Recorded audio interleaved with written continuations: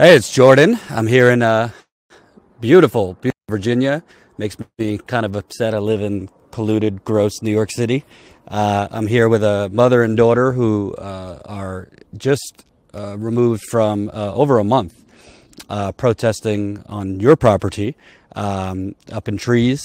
You are protesting the Mountain Valley Pipeline, which is, what do they call it? A natural gas pipeline that now they are trying to ram through the Appalachian Trail here, which is some of the most pristine land we have in the country.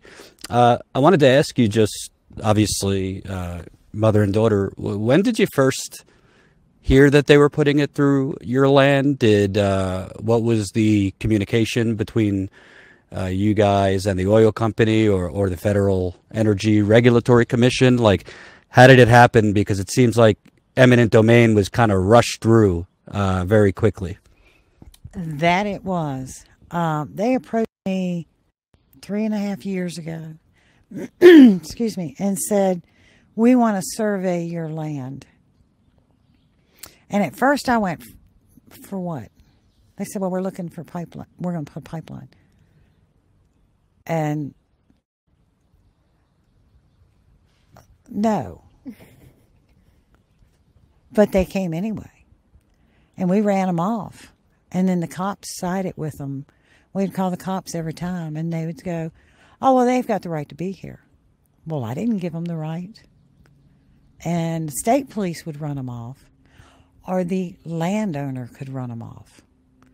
And they came on my property, 2 years ago? And I was called. I had a kidney stone and left the doctors, and I couldn't hardly move. And my sister-in-law called and said, "Red, they're on your property. Get up here." I come up, and they have to park on the road, so they were up the road here and climbed up, and we're over in the top of my orchard. And I was actually climbing up the side of the mountain to go after them. And every time I got anywhere near them, the cops would say, "Oh, I need her back. Call her back. There's something important." And I'd come down, and they'd have nothing to say. I left 3 times, and they called me back 3 times. And it was for nothing. And then one of the main cops, whatever his name, Poindexter or whatever his name was, comes up to me after they start coming out of my property and said, "Oh, I'm sorry, there was a misunderstanding. I didn't realize you were the property owner." And everybody there went, "No, we introduced her. You knew exactly who she was." But they were right there with MVP the whole way. Just, they had their backs. And can you kind of give me a background? Because I understand that this is like not just any property, but it like has been passed down generation to generation. I hear George Washington gave us a gift, but I don't want to get it wrong. That's wrong. Queen of England. Okay. As a land grant. I'm actually the 7th generation to be here. So it has been in the family for a very long time. So the Queen of England gave it as a land grant. Okay. So originally when the police or whomever told you they have a right to be here, what was their right to be here if they did not yet have eminent domain? What was the reason given to you? They needed to survey, and that's the only reason that was given to me. They had the right to survey our property. And because the Terrys still owned a great deal of property, they decided to go through every one of our properties. And it's gotten very, very ugly. When they sent the help me out, Minor. They had to check for artifacts first. Yeah. So when they sent the archaeologist down first, and Coles had talked with them, and the guy was so excited that he'd found some major finds on our property. And he goes, "I can't wait to get back tomorrow and see what else is there." Well, MVP refused to send him back. And then they found some stuff on Elizabeth's property, or Liz, his sister. And the archaeologist every day would give her what he found. And this day, she was waiting on what he had, and he got in his truck and drove off. So she followed him, and he pulled over and gave her something that dated back to the pyramids. And she goes, "Why did you drive off?" And he goes, "I was told to get in my truck and leave." And then MVP drove up and said, "You don't say anything about this." Which she didn't for a while, and we were like, "What the hell's your problem?" But we did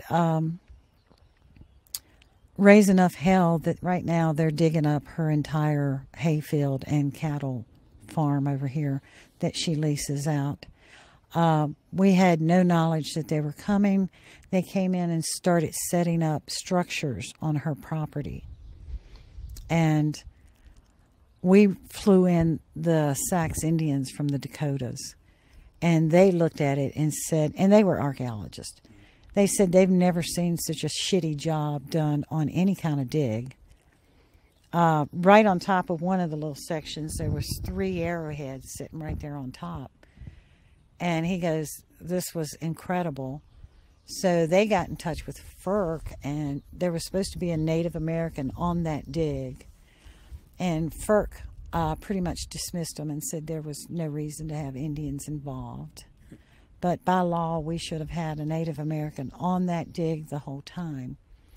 And MVP has decided that they're just going to dig up the area the pipeline's going in and get all the artifacts out, and then they're going to put that pipeline in. Well, that's not usually how an archaeology dig goes. But, you know, profit is so much more important than any kind of history we have, or water, or air, or anything else. So they're still over there. And the lawyers called her and said, "You need to get those people out of the trees." They tried to use us essentially as a bargaining chip. What was supposed to happen was that she would get her artifacts back. Like, that was already established. And then MVP's lawyer tried to use my mother and I, mostly my mother, they weren't fully aware that I was in the tree, as a bargaining chip of like, "All right, we'll give you your artifacts if you convince her to come out of the tree." No, they're Too different. that's not how that works, period. Well, what's interesting to me is they'll give you your artifacts. It sounds like they stole your artifacts. Exactly what it was. And then they were trying to use that as a bargaining chip when they'd already established that those don't belong to them, period. They belong to my aunt, and she was supposed to rightfully get them. So everything about this has been, Underhanded. yes. Sketchy. Yeah. Sleazy even. Have you ever played a game with a kid and they're losing, so then they're like, "Oh, new rule that you've never heard before"? That's kind of what this entire battle feels like. And it's interesting you say that, because there's another tree protest going on in Giles County, and the National Forest Service, they keep like zoning off, blocking the road, and they keep changing the rules so that, you know, basically people supporting, I don't know her real name, but they're calling her Nutty. Basically, so she can't have people close to her, because Food and water, yeah, spotlighter. They've got generators running to to try to smoke her out. Yeah, it's everything about it is civil rights violations, and then just morally wrong. Yeah. And I want to just tell the audience, so you know, because I've been researching into it. So FERC, which is the Federal Energy Regulatory Commission, literally has not denied a pipeline permit since 1986. Do you know what happened in 1986? I was born. They have not denied a pipeline permit since 1986, borrowing a phrase from somebody from the Delaware Riverkeepers organization that sued FERC. That's not a regulatory commission. That's just a rubber stamp.